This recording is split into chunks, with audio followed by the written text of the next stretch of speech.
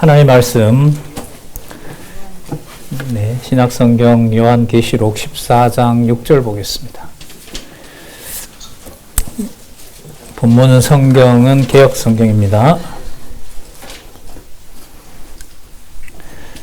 제가 보겠습니다. 또 보니 다른 천사가 공중에 날아가는데 땅에 거하는 자들 곧 여러 나라와 족속과 방언과 백성에게 전할 영원한 복음을 가졌더라. 그가 큰 음성으로 가로되 하나님을 두려워하며 그에게 영광을 돌리라. 이는 그의 심판하실 시간이 이르렀음이니 하늘과 땅과 바다와 물들의 근원을 만드신 이를 경배하라 하더라. 일단 7절까지 함께 살펴봤습니다. 우리 성경은 개역 성경이고요. 우리 성경 강론집 18권 9762페이지에 보시면은 지금 읽었던 본문이 나오고요. 해설들이 나와 있습니다. 참조하시면서 성경 강론 이어가도록 하겠습니다. 우리 잘 아시는 것처럼 요한계시록은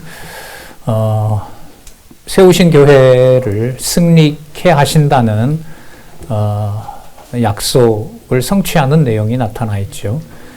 구약의 언약한 모든 것들을 이루신다는 의미에서도 성취도 되고요. 예수님 계실 때 마태, 마가, 누가, 요한, 우리 이전 시간에 우리 송민호 장로님 통해서 마태, 마가, 누가, 요한 그 순서의 구조의 중요성 살펴봤잖아요. 그때 약속하셨던 것들을 전부 또 이루시는 일이 되는 거고요. 그리고 보내신 성령께서 사도행전에서부터 약속하셨던 모든 것들을 또 이루시는 게 되는 겁니다. 그러다 보니 요한계시록에는 다 이루었다, 이미 성취되었다 이런 표현들이 많이 나타납니다. 자, 그 중에 저희들이 지금 8장에서부터 16장까지 하늘에 있는 바로 하나님께서 진노와 심판을 하시는 내용을 우리가 16장까지 살펴보고 있는데 순서대로 진노를 약속하시면서 진노를 대비하게 하시죠. 대비는 다른 게 아니라 이 땅에 악이 득세하는 것처럼 보이고 이 사람들이 지금 95년경이니까요. 예루살렘 성전이 무너지고 예수님 약속대로 그리고 수십만 명이 죽고 수만 명이 붙잡혀서 그 먼 예루살렘으로 끌려가고 그래서 예루살렘에는 적어도 교회라고 말할 수 없는 바로 그 상황에서 아시아 7교회를 소개하면서 금촉대 사이를 거느시는 만왕의 왕 만주의 주 되신 그리스도의 통치를 확인해 주고 있고요.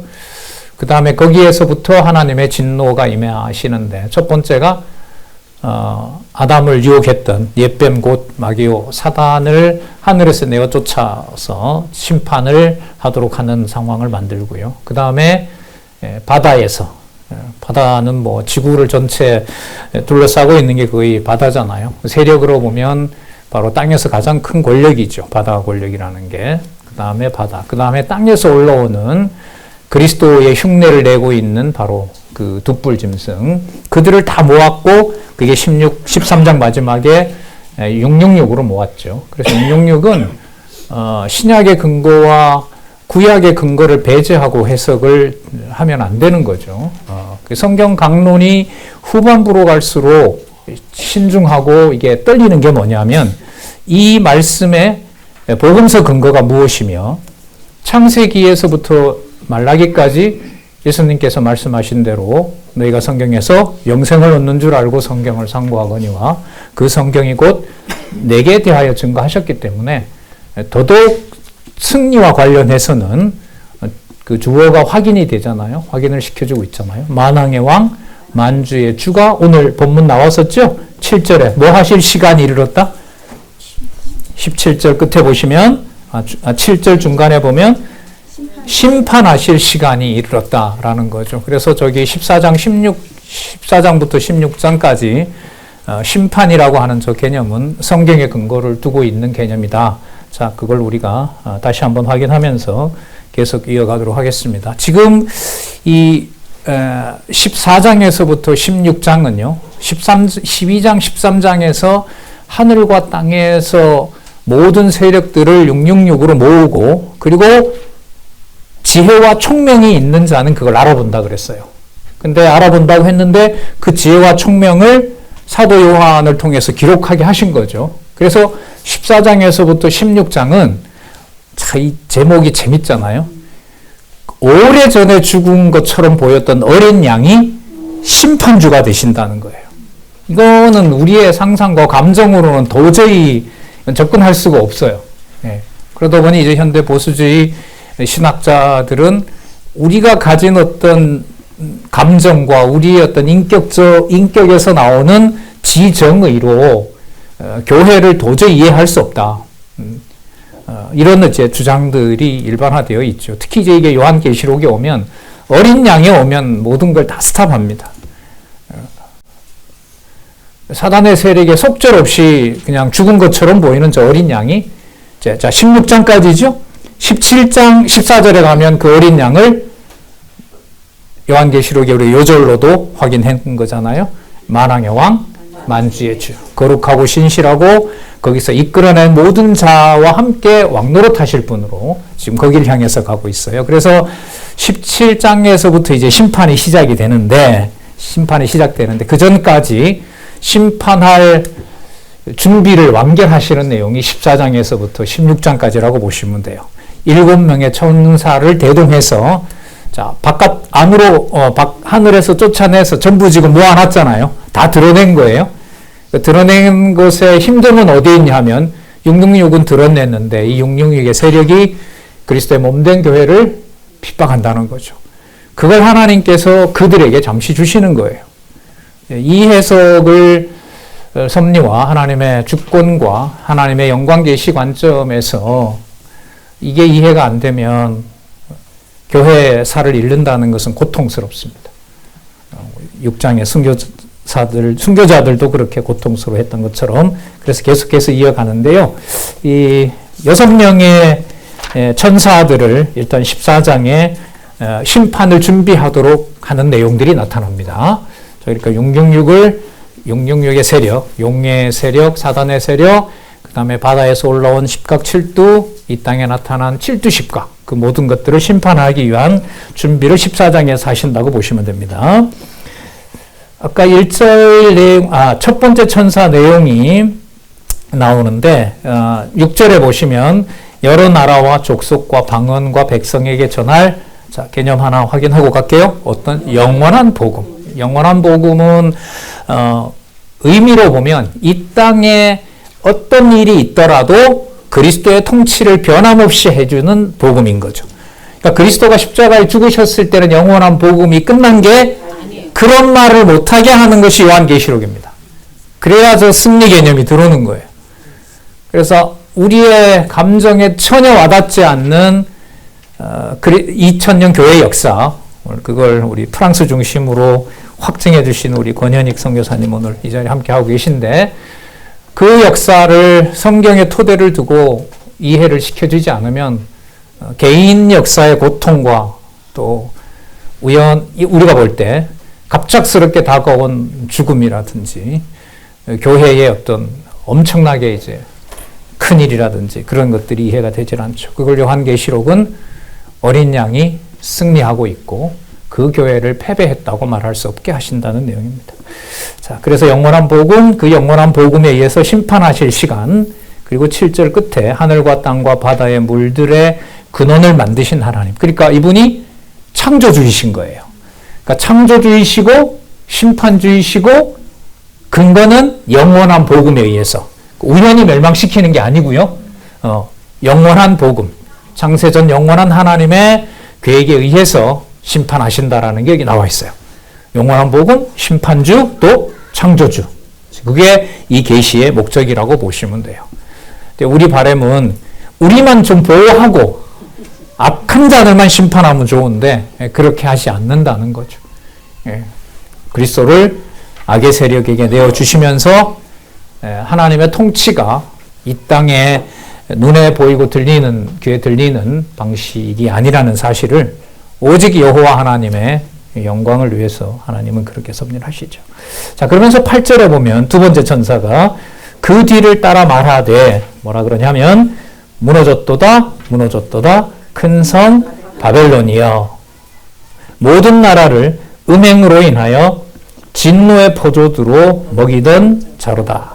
자, 아까 영영력이 나왔었죠. 13장에. 그리고 지금 이걸 뭘로 모으느냐? 예, 큰 성 바벨론으로. 예, 큰 성 바벨론에서 일어나는 두 가지 사건이 처음에는 음녀를 통해서 모아요. 그리고 음녀가 나중에 짐승을 타요. 십각칠두를 타거든요. 그런데 그 짐승이 나중에 음녀를 죽여요. 그러니까 이건 뭐냐면 이 땅의 악의 세력들을 하나님께서 자기네들이 자멸하고 때로는 협조하고 그 협조한 대표적인 예가 헤롯과 빌라도가 평소에는 죽일 듯이 싸우다가 예수를 죽이는 일에 합하는 일인 거죠. 근데 세상은 그렇게 돌아가요. 그걸 하나님이 섭리하시는 거예요. 예. 중국과 여러분 미국이 서로 사이가 좋아요, 나빠요? 나쁘기도 하고 좋기도 해요. 서로는 우렁거리지만 뒤로는 경제적으로는 이익을 안 보도록, 손해를 안 보도록, 야, 그럼 우리 이번에 뭐 어디를 치자, 이렇게 하고. 한국도 마찬가지죠. 예, 한국이 또 이렇게 버틸 수 있는 것은 또 중동에 대한 신뢰인데, 또 그 미국이 치는 그 나라는 미국은 그냥 끝내버리고 싶은 나라이고. 그러니까 이 세상에, 오늘 연구반에서 여러분 들으셨잖아요. 잡혀 죽기 위하여 난 이성 없는 짐승이라고 했을 때 그 이성 없는 짐승들을 계시록의 승리의 관점에서 보면 그때그때마다 하나님께서 어린 양이 관리하시는 거예요. 예. 지금은 서로 합세해서 짐승 권세와 이게 바벨론이 큰 성 바벨론은 주로 뭐 문화라든지 경제라든지 진노의 포도주니까 향락과 관련된 걸 주관한다고 본다면은 짐승 권세는 정치적 세력이겠죠. 큰 제국을 만들고 그 모든 걸 구약에서 보면 실행했던 제국이 바로 바벨론 제국입니다. 그래서 여러분 이사야서라든지 예레미야에 가면 요 구절이 나옵니다. 무너졌도다 무너졌도다 큰 성 바벨론이요. 이 바벨론을 멸망시키는 나라가 바로 메데파사, 구체적으로는 고레스 왕이죠. 이사야 53장에 가면 이 고레스 왕을 메시아로 소개를 하는 내용들이 나타납니다. 자, 어쨌든 이 큰 성 바벨론을 완료형으로 쓰고 있죠. 뭐 했다? 무너졌도다. 근데 지금 이게 95년경이니까요. 앞으로 다가올 무서운 셋째 화가 있거든요. 예루살렘이 그냥 다 끝장이 나는 한 사람의 유대인도 1800년 동안 예루살렘에 훨씬 더 못하게 하는 거기 들어갔다가 무조건 죽는 그 역사가 지금 준비되고 있고 그 이후에 진행될 역사는 바로 큰 성 바벨론의 역사가 일어나게 됩니다. 그래서 이것은 앞에 얘기했던 1453년이죠.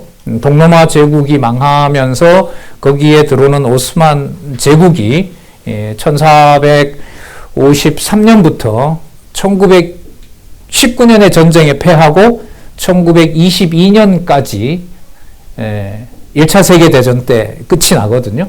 자, 꽤 먼 시간이죠. 그래서 그 역사가들은 그 동로마 제국과 오스만 제국의 중요한 특징을 뭐로 보냐면요.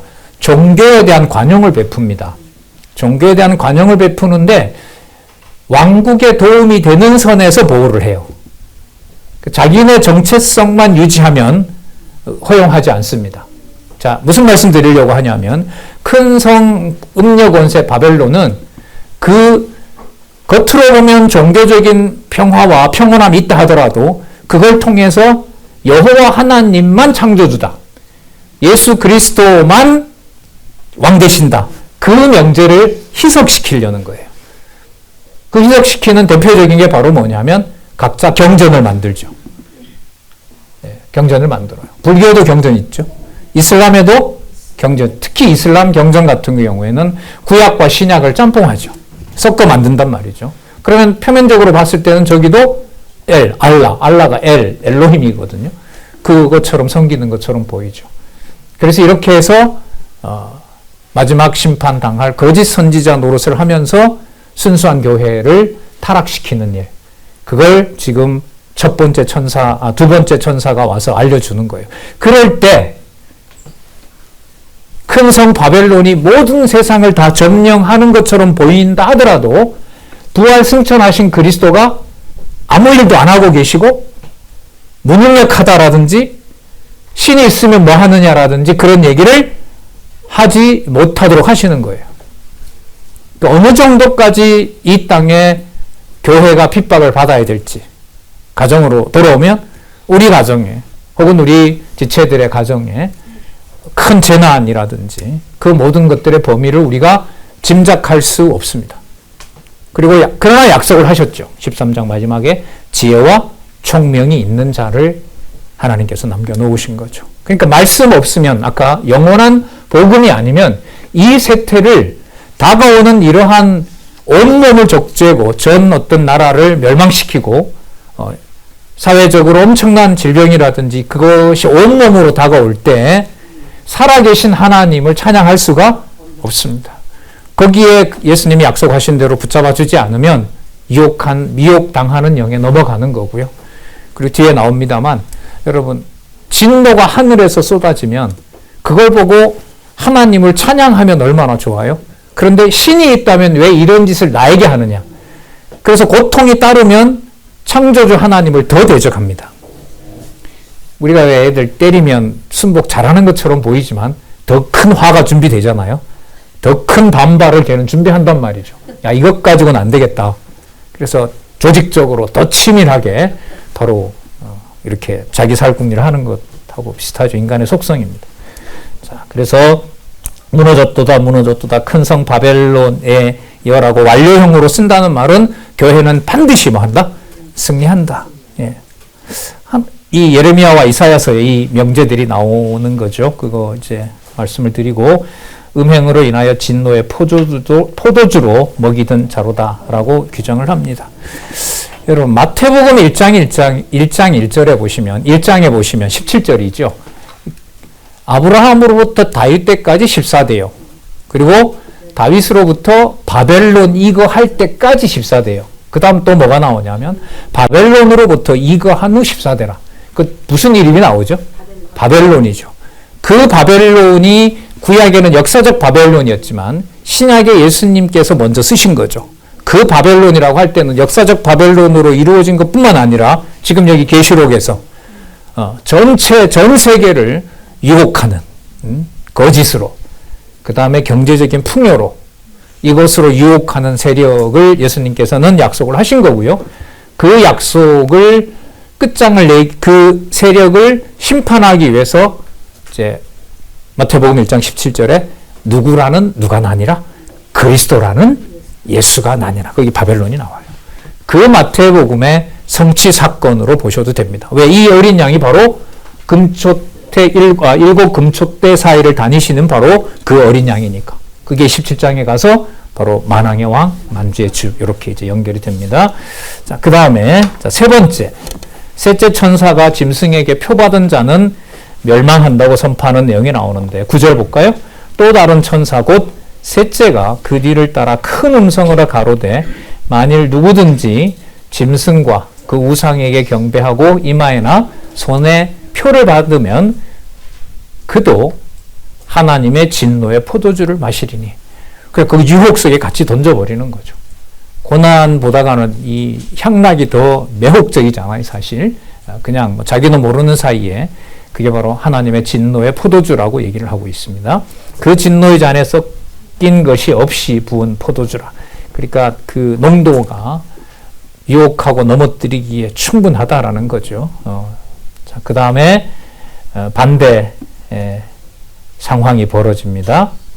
거룩한 천사들 앞과 어린 양 앞에서 불과 유황으로 고난을 받게 된다는 거죠. 이들은 이 고난의 연기가 세세토록 올라가리로다. 짐승과 그의 우상에게 경배하고 그 이름의 표를 받는 자는 누구든지 밤낮 쉼을 얻지 못하리라 하더라. 자, 셋째 천사가 멸망받을 세력에 대해서 얘기를 하고, 자, 그럼 이 멸망의 와중에 그리스도의 교회는 지상에서 평온할까요? 더 큰 환란을 당할까요? 그렇죠. 준비되어 있는 환란은 너무 이제 또 다른 무서움이겠죠. 그래서 12절입니다. 같이 한번 읽어볼까요? 12절 시작. 성도들의 인내가 여기 있나니 저희는 하나님의 계명과 예수 믿음을 지키는 자니라. 그래서 여러분이 요한계시록을 보실 때 사건의 무서움을 얘기를 하면서 그 사이에 꼭 뭐가 들어가 있느냐. 아까 여러분 첫 번째 천사를 얘기를 할 때도 영원한 복음이 그 속에 들어있죠. 지금 여기도 보시면 성도들에게 인내를 주신다는 게 들어있어요.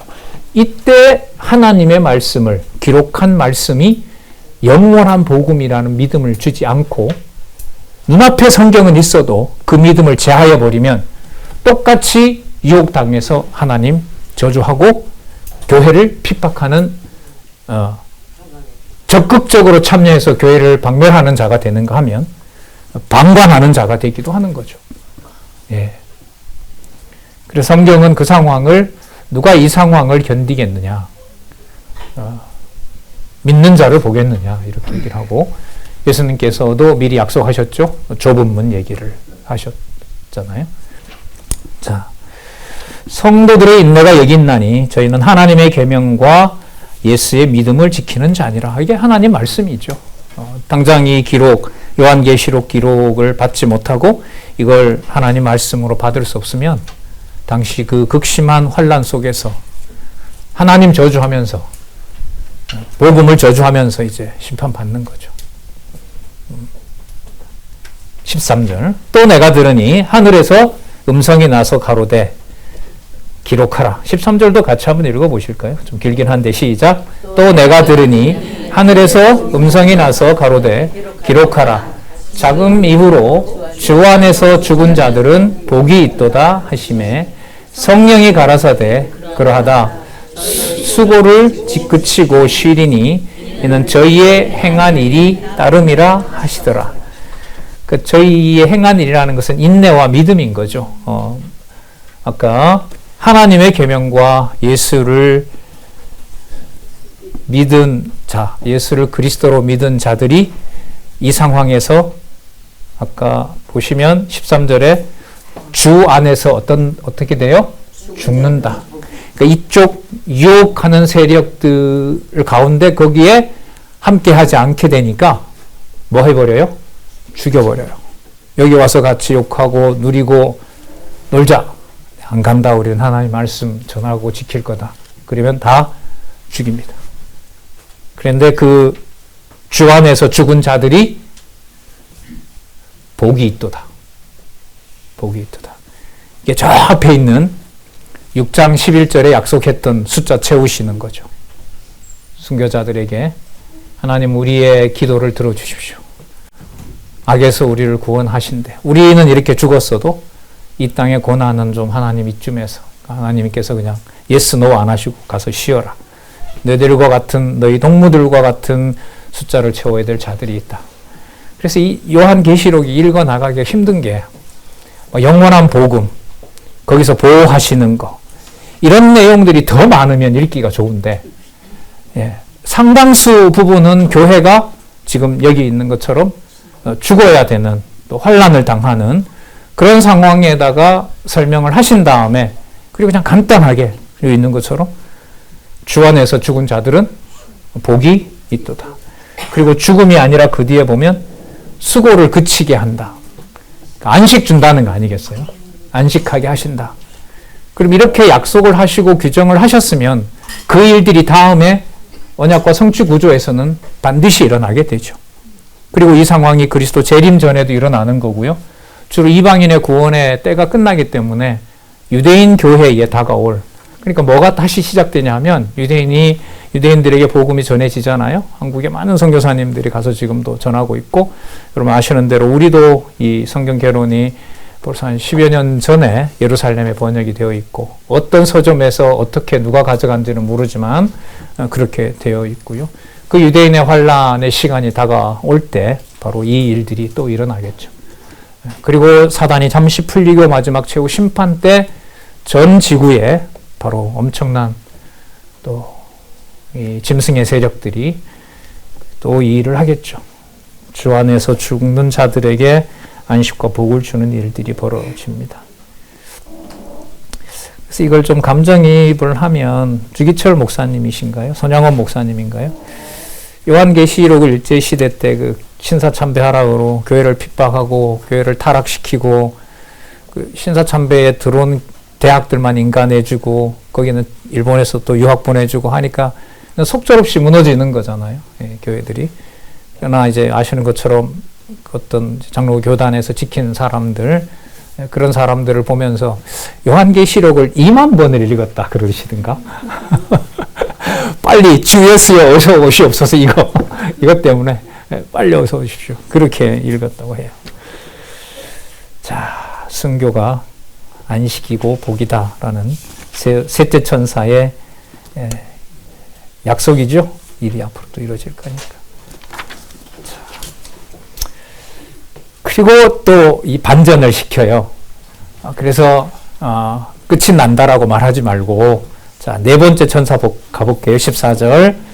또 내가 보니 흰 구름이 있고 구름 위에 사람의 아들, 인자라고 보통 얘기하죠. 복음서에서 인자 번역이 요한계시록에 와서 이렇게 이제 성취가 된다고 보시면 돼요. 구름 위에 사람의 아들과 같은 이가 앉았는데 그 머리에는 금 면류관이 있고 그 다음에 그 손에는 날카로운 낫을 가진 거죠. 이것도 여러분 예레미야, 이사야서에 있던 말씀들이에요. 이것들이 지금 다 이루어진다고 보시면 돼요. 자, 15절. 또 다른 천사가 성전으로부터 나와 구름 위에 앉은 이를 향하여 큰 음성으로 외쳐 가로되 내 낫을, 이게 만약 그리스도라고 하면 번역이 좀 그렇죠. 당신의 낫을, 이런 정도로 되겠죠. 당신의 심판주의시니까 당신의 낫을 휘둘러 거두십시오. 거둘 때가 이르러 땅의 곡식이 다 익었음이로다 하니 구름 위에 앉으신 이가 낫을 땅에 휘두름에 곡식이 거두어지니라. 심판 권세인 거죠. 그래서 여섯 천사들에게 알려준 다음에 이제 15장에 이제 일곱 천사, 마지막 일곱 대접제야 셋째 화를 완성하시는 내용이 이제 15장부터 나타납니다. 자, 다섯 번째, 여섯 번째 천사를 통해서 약속하신 내용 또 한번 볼게요. 또 다른 천사에게 다섯 번째입니다. 하늘에 있는 성전에서 나오는데 또한 날카로운 낫을 가졌더라. 그러니까 성전이 무슨 자리가 되냐면 무엇의 원천이냐 하면 심판의 원천이에요. 여러분 오늘 레위기서 기억하실 거예요. 그 아론의 두 아들이 급하다고 해서 제단에 쓰는 불을 자기네들이 필요한 대로 가져오죠. 그죠? 그러니까 어떻게 되냐 하면 죽여버리고요. 그 다음에 모세를 대적했잖아요. 루벤 지파부터 시작해서 장자 지파하고 레위 지파가 모세와 아론에게 니들만 제사장 노릇을 왜 하느냐. 우리도 좀 하자. 같은 레위 지파인데. 그러니까 250명 모아놓은 자리에서 제단에서 불이 나와서 그 자리에서 다 죽이죠. 그리고 사람들은 모세와 아론을 죽이려고 하고요. 그럴 때 하나님 나타나셔서 심판하는 내용들. 그러니까 성전은 속죄소만 있는 게 아니라 요한계시록은 거기가 바로 심판의 자리가 되는 거예요. 그래서 어떤 신학자는 그리스도의 심판만 자꾸 구속을 얘기를 하는데 그리스도의 십자가의 그 자리는 동시에 심판도 일어난다. 그는 통치권을 완성하신다. 근데 그게 설득력이 있어요. 십자가에 죽으셨을 때는 거기에 왕직은 없고 제사장직만 있으신 걸까요? 아니란 말이죠. 오늘 여러분 들으셨지만 누가복음 제일 마지막 그 말미에 가면 그 한편에 있던 강도를 낙원에 보내시잖아요. 제사장 대속주 역할도 하시면서 심판도 하시고 다 안 보내잖아. 이쪽은 그냥 저주받아서 심판하고 여기는 낙원으로 보내는 왕직도 하시거든요. 자, 근데 이 근거가 여기에 나오는 거죠. 자, 하늘에 있는 성전에서 나오는데 또한 날카로운 낫을 가졌더라. 또 불을 다스리는 다른 천사가 제단으로부터 나와 날카로운 낫을 가진 자를 향하여 큰 음성으로 불러 가로되 너 날카로운 낫을 휘둘러 땅의 포도송이를 거두라. 그 포도가 익었느니라. 이건 진노의 포도주죠. 진노하여 심판하는 것과 관련이 됩니다. 19절에 보시면 다섯 번째 천사인 거죠. 고치셨잖아요. 여섯째 천사의 말에 다섯째 천사가 행하는 일이 나타나니까요. 다섯의 천사가 낫을 땅에 휘둘러 땅에 포도를 거두어, 그 다음 볼게요. 하나님의 진노의 큰 포도주 틀에 던짐에, 진노의 포도주 틀인 거죠. 이게 여러분 선지서에 바벨론을 이렇게 비유를 합니다. 그러니까 바벨론이 짐승 권세 노릇을 했다라고 하질 않고요. 그것만 얘기하는 게 아니고 이사야, 예레미야, 에스겔, 그 다음에 또 서선지서 곳곳에 보면 바로 음녀처럼 타락시키는, 음료처럼 유혹하는 세력으로 바벨론을 표시를 합니다. 예언을 하고 있어요. 그 예언들이 지금 요한계시록에 와서 그대로 이루어진다고 보시면 돼요. 20절 볼까요? 성 밖에서 그 틀이 밟히니 틀에서 피가 나서 말굴레까지 닿았고 1600 스타디온에 퍼졌더라. 자, 1600 스타디온은요, 이 규모를 성경에 있는 어떤 지명과 연관을 시키면 북쪽 이스라엘과 남쪽 유다의 전체 면적하고 유사하다 그럽니다. 자, 그렇다면 이 심판은 노아를 통해서 보여줬을 때 온 인류를 뭐 하셨어요? 심판하셨던 사건이 있었잖아요. 그러니까 그 경우로 본다면은 바로 이 나타난 1600 스타디온은 이 땅에 임할 최후 심판의 규모를 말한다고 보시면 되죠. 그러니까 아까 짐승의 표를 받고 거기에 동조한 모든 자들을 어디에서? 성전에서 나오는 날카로운 칼로 전부 멸망시킬 것이다 라는 것이 지금 여섯 번째 천사의 말에 의해서 다섯 번째 천사가 말굴레까지 닿았다고 하니까요. 예. 여러분, 실제로 이게 역사적으로 일어난 데가 어디냐면 AD 70년에 아마 유대인들은 이거 보고 깜짝 놀랄 거예요. 70년 그때 망할 때 그 요세푸스 기록에 보면 나중에 로마군이 너무 죽이니까 헤롯이 말립니다. 됐다고. 그만 죽여도 된다고. 근데 로마가 말을 안 들어요. 더 죽입니다. 그래서 수십만에서 100만까지 잡잖아요. 전쟁이 왜 그쳤냐 하면요. 말들의 말굽에 피가 엉켜서 진군이 안 돼요. 더 죽이려고 해도. 그래서 그 전쟁을 스톱했습니다. 다큐멘터리 영화도 제가 봤는데, 예, 어쨌든 지금 전 가보지는 않았는데 영상을 보면 도대체 거기에 그렇게 많은 사람이 들어갈 자리가 아닌데 어디 지하에 살았는지 어떻게 했는지, 어쨌든 이걸 봤을 때는 사도 요한의 글을 통해서 만약에 다른 데로 피신했던 예루살렘 성도가 이걸 봤을 때는 AD 70년 사건이 로마가 승리한 사건이 아니고 여섯 번째 천사가 다섯 번째 천사에게 명하고 영원한 복음으로 심판했던 그리스도의 진노와 심판이다라는 걸로 정리가 안 되겠어요?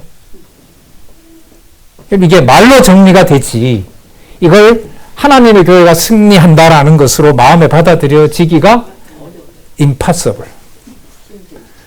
그야말로 성경은 살아있고 능력이 있는 하나님의 말씀이 관절과 골수를 찔러 쪼개서 골수부터 새롭게 중생한 하나님의 백성들에게 깨닫게 하지 않으면 알 수가 없어요. 그래서 저는 어느 순간부터 우리가 지식주의라는 비난을 많이 받잖아요. 오늘만 하더라도 우리 아침 공부팀까지 보면 하루에 한 5시간 공부하는 분도 있어요, 여기에. 예, 아침부터 마치고 또 공부하고 하는. 그래서 좋은 백들 다 하고 청가방 다들 들고 다니시고. 한 4권 넣으면 2kg 넘는다면서요. 예, 예. 차 가지고 다니는 사람들은 하지만, 또 우리 권영익 박사님 여기 계시지만은 그 책도 얼마나 무거워요. 그 책까지 막 넣고 오게 되면 한 3kg. 예. 근데 이제 많이 비난을 했죠, 옛날에. 니들은 지식주의다. 근데 제가 좀 자유로워진 게 요한계시록 보면서 그 양이 많다고 해서 그게 곧 내 신앙으로 가는 건 아니에요. 그런 경우로 보면 여러분 1500년 동안 율법을 지켜왔던 유대인들은 다 건재해야지. 근데 그거 받고 눈앞에 예수를 어떻게 해요? 예, 이게 말씀에 살았고 운동력이 있는 무서운 심판인 거예요. 여기에 이제 그 말에 별로 개의치 않게 됐어요. 그 말에 민감한다는 말은 제가 거기에 수긍한다는 거잖아요. 그래, 맞아, 나 지식 많이 추구해. 우리보다 성경 많이 알아? 그걸 탁 찌른 거 아니겠어요? 근데 아니에요. 지금 이 상황, 남북을 그때 남쪽 유다, 아시는 것처럼 그 마지막 이 전투에 얼마나 처참하게 죽입니까? 곧 다가올 그 135년에 그 바르코크바 거기에 대해서 진압할 때 마사다라는 데 가서 500명이 그 자리에 다 자결하잖아요. 로마에 죽느니 우리가 다 자결해버리는 그런 역사가 쭉 준비되고 있는 거예요. 이 135년에 일어났고 앞으로 한 4, 50년 후에 요한계시록 위에 그것도 이루어지거든요. 그럴 때 지금 첫 번째 천사부터 여섯 번째 천사까지 보여준 사실은 그게 그 세력이 강한 것이 아니고 약속된 영원한 복음이 성전에 구름 위에 앉은 사람 같은 아들 어린 양이 그 모든 일을 뭐 하셨다? 70년에 약속한 대로 이루셨고 앞으로 그 일도 이루시는데 그 주 안에서 죽은 자들이 저주받은 자들이 아니고 어떤 자들이다? 복 있는 자다. 이게 논리적으로는 명쾌한데 이걸 누가 받을 거며 이걸 내가 잘 지켜서 전해줄 수 있다고 말할 수가 있냐는 거죠. 이게 가능해라는 질문이 훨씬 더 가깝잖아요. 근데 그 일을 우리가 유럽 역사에서 여러분들하고 같이 신학반에서 이른바 이단이라고 규정받으면서 그 말씀을 지켜오고 때로는 수백 명, 수천 명 순교당하는 일들 가운데서 복 있는 자가 무엇인지를 우리는 확인하고 있습니다. 제가 서울 와서 직접적으로 이렇게 느끼게 된 게 뭐냐면은 성남여기에서 한 1시간, 지금은 뭐 고속도로가 더 뚫려서 그런데요. 30분만 지나고 가면 동서남북 어디든 30분만 차를 타고 가면 순교지가 아닌 데가 없습니다. 서울 당장 넘어가면 서대문 형무소 1919년 만세운동 다음에 서대문 형무소에서 10만이 개종합니다. 아무것도 할 수 없고 가서 기도하고 찬송하고 고문받고 그러면서 기독교의 인구가 급증할 때가 19년 만세운동이 옵니다. 그리고 그분들이 나와서 신사참배를 강요할 때까지 전국으로 다니면서 복음 전해요. 뭐 순교한 분들도 워낙 많죠. 그래서 제가 한국 교회를 이렇게 비판하는 기사를 옛날부터 신문에 쓰면서 하다가 어느 순간 바뀌었어요. 좀 거만하다 그래야 되나요? 비판하는 그에 대한 제 어떤 좀 반성 그런 것 때문에 하나님 살아계신 중심으로 생각을 하게 됐습니다. 결국 여섯 번째 예고했던 이것은 어느 누구도 감당할 수 없고 받아들일 수 없는 그야말로 영원한 복음이 가지는 심판 권세와 이 땅에서 줄 수 없는 아까 위로와 인내 그걸 얘기를 하고 그럼 이걸 천사들로부터 하라는 것을 또 천사들의 부탁에 의해서 이걸 하셔야 됩니다라고 하는 것을 받아주신다면 이제 15장 16장 뒤로 가면서 이 내용을 전부 이제 성취하셔야겠죠. 자, 그래서 15장에 가시면요. 15장에서부터 16장까지 심판을 위한 재앙 예고가 나타나는데 이제 참 이것도 좀 그래요. 이게 지금 11장에서 그 세 번째 화에 대해서 얘기를 했거든요. 7 대접, 7 그 나팔, 그리고 이제 7 대접으로 넘어오면 되는데 그 11장에서 얘기를 했어요. 근데 조금 전에 우리 14장까지 봤잖아요. 하늘의 모든 심판이 준비되어 있고 그걸 인자 같은 이가 통치하고 있다. 그분이 심판주다. 라고 얘기를 확증한 다음에 15장에서 이제 7 대접이 쏟아부어져요.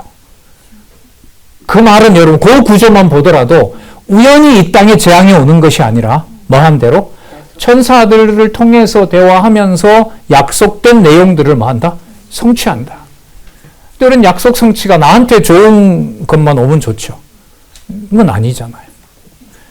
저 성경 본문을 보다가 여러 충격이 있는데 그 가운데 하나가 에스겔서죠. 시간을 보면 3월 달에 유대인들 다 죽이겠다고 약속을 선포를 하죠. 하만이 왕의 명령을 받아서 3월 초에 받았던 그 사형일이 언제냐면 12월 24일이에요. 12월 25일. 그러니까 3월 달부터 12월 달까지 뭐 하면서 이건 살아있어도 살아있는 게 아니죠. 죽을 날을 기다리는 거예요. 전 도저히 막 이해가 안 되는 거예요. 이걸 도대체 누가 읽고 누가 깨달을 수가 있냐는 거예요. 예? 거기서 이제 온몸으로 느껴지는 게 말씀은 말씀이구나. 이게 성경의 권위구나. 예. 자, 그래서 아까 얘기했던 여섯 천사들이 얘기했던 걸 지금부터 이제 이루시겠다는 내용이 15장에서부터 시작이 돼요. 볼게요. 그렇게 연결이 됩니다. 자, 또 하늘에 크고 이상한 다른 이적을 보매. 이건 이제 마지막 이 대접 재앙인 거예요. 거기 나오죠? 7 천사가 7 재앙을 가졌으니 곧 마지막 재앙이라. 그리스도가 재림하시기 전에 있을 마지막 재앙이고, 그게 나오네요. 하나님의 진노가 이것으로 마치리라. 예. 그럼 아까 6 천사가 왜 나타났어요? 이런 일들이 이루어질 것을 그리스도로부터 서로 확인하는 거. 성전에서 나오죠? 당신께서 빨리 날카로운 칼을 휘두르세요. 그래, 알았다. 내가 휘두르겠다. 천사 시켜서 앞으로 어떻게 할 것을 아까 14장까지 다 보여준 거고, 자, 그러면 준비가 모두 완료됐다. 지금부터 그러면 대접 쏟겠다. 자, 근데 이미 답이 나와 있어요. 그 가운데 교회는요, 아까 얘기했잖아. 주 안에서 죽는 자들은 복이 있다고. 그걸 숫자 채워야 된다고. 참, 이럴 때는 강론을 좀 앉아서 듣고 싶어요. 이렇게 말할 게 힘들어요, 사실. 그러나 명쾌해요. 아, 그때 그 교회의 역사가 이게 어린 양의 통치를 한 거구나. 그래서 제가 아까 우리 신앙의 선배가 이걸 왜 이렇게 2,000번인지 2만 번인지 이렇게 읽을 수밖에 없었구나. 그런 감정이입도 좀 되더라고요. 자, 마지막 재앙이라. 하나님의 진노가 이것으로 마치리라는 성취할 것이라. 이게 텔레오라고 하는 거죠. 성취된다, 이루었다, 이런 말이라고 보시면 돼요.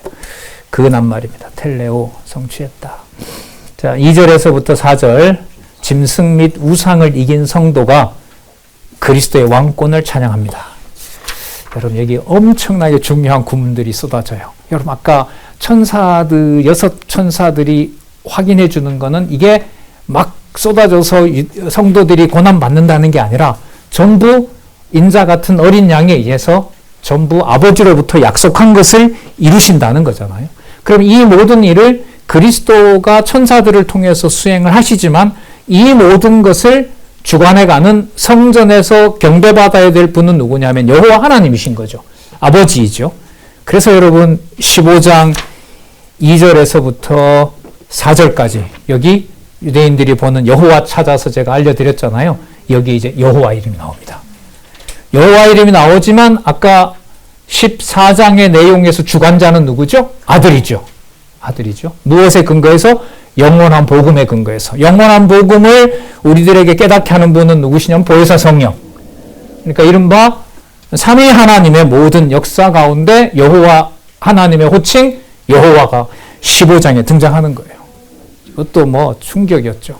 이렇게 되는 거예요. 왜 15장에 저 앞부분에 좀 나오긴 했지만 왜 15장에 여호와라는 이름이 야훼라는 이름이 등장하는가? 우리 유엔 장로님 올려주신 그 쇼츠 보셨죠? 그 서구의 그 히브리 학자가 가장 성경의 지금 번역의 문제의 결정적인 오류는 여호와 이름 번역을 없앤 거다. 그거 다시 복원해야 된다. 난 그 사람 몰라요. 예. 근데 그 쇼츠를 올려주셨더라고요. 찾아서. 거부할 수가 없어요. 그래서 저희들이 빨리 찾고 싶은 거예요. 또 내가 보니 불이 섞인 유리바다 같은 것이 있고 짐승과 그의 우상과 그의 이름의 수를 이기고, 이름의 수가 666이었었죠. 자, 이 수를 이기고 벗어난 자들이 유리 바닷가에 서서 하나님의 검은고를 가지고, 여러분 검은고는 시편에서 수금이라고 보시면 돼요. 그 수금을 대거로 동원했던 왕이 다윗 왕이고요. 다윗 왕이 성전을 짓기 전에 여호와의 이름을 찬양할 때 역대기에 보면 200명의 찬양단을 만들죠. 거기에 대표적인 악기가 뭐냐면 수금, 검은고라고 보시면 돼요. 그러면 틀림없어요. 누구 이름이 나오겠구나. 여호와 이름이 나오겠구나. 자, 검은고를 가지고 하나님의 종 모세의 노래 모세가 불렀던 노래는 어린 양의 노래. 문설주에 여러분 그 피를 바르고 전부 출애굽할 수 있게 됐고 그게 뭐냐 하면 승리잖아요. 애굽 도전에서 승리하는 거기 때문에 여기에다 맞추는 거예요. 그럼 출애굽기가 들어오고 창세기 성경이 다 들어오는 거예요. 그래서 모세의 노래라고 할 때는요, 그 창세기에서부터 모세 기록 전체를 포함할 뿐만 아니라 여호수아가 정복하는 것까지 다 포함하신다고 보면 돼요. 그러니까 구약의 압축이에요, 이게. 자, 하나님의 종 모세의 노래, 어린 양의 노래를 불러가로되. 어린 양이 이 찬양에 합하도록 보증하지 않으면 그냥 우리 좋아서 우리가 기뻐하는 찬양밖에 안 돼요. 어린 양이 반드시 보증해 주셔야 돼요. 사람의 감정으로 여호와 찬양하는 것도 어린 양의 보증이 있어야 됩니다. 자, 어린 양의 노래를 불러가로되. 여기 여러분 주 하나님 곧 전능하신 이여라고 할 때 주가 여호와입니다. 여호와 하나님 곧 전능하신 이여 하시는 일이 크고 기이하시도다.